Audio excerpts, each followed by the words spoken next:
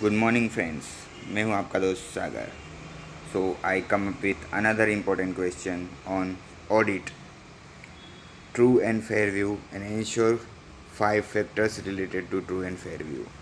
This question is very important and repetitive question for CA intermediate examination.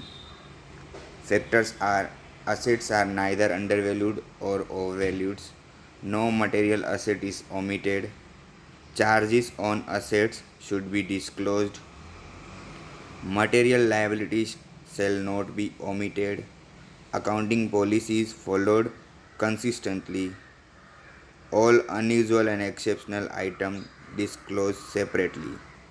It is basic question and very important for CA intermediate examination. Please note down.